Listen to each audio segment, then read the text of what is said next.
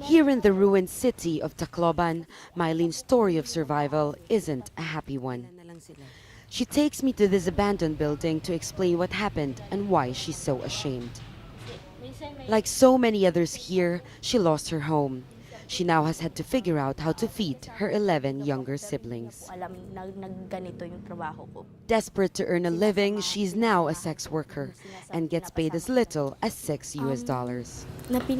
I am forced to do this because of my siblings. I don't know how they can survive. Because we are poor and we always have to scrape for everything.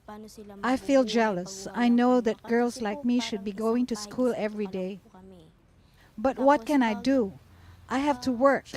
I have to help my parents to provide for my siblings, especially now.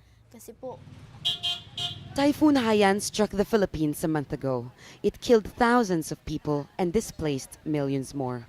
Around 10% of the country's population has been affected. The government is unable to provide for the millions of people who need food, shelter, and medical assistance.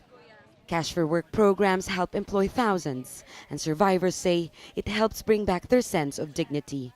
But these jobs are hard to come by.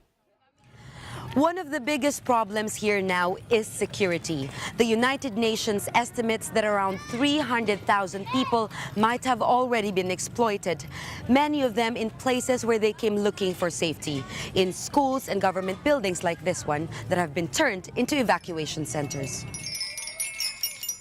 Children here are unable to go to school. Millions of them are living in disaster zones, exposed to abuse and exploitation.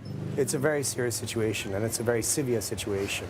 We have to go back to the situation prior to the typhoon, where the poverty levels were very high here, unemployment levels were very high here.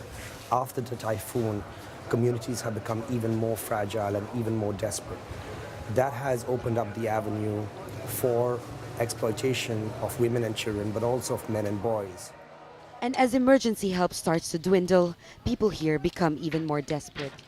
There's a new way of living here, they say, a life of struggle, uncertainty, and sexual exploitation. Jamela Lindogan, Al Jazeera, Tacloban, Leyte, Central Philippines.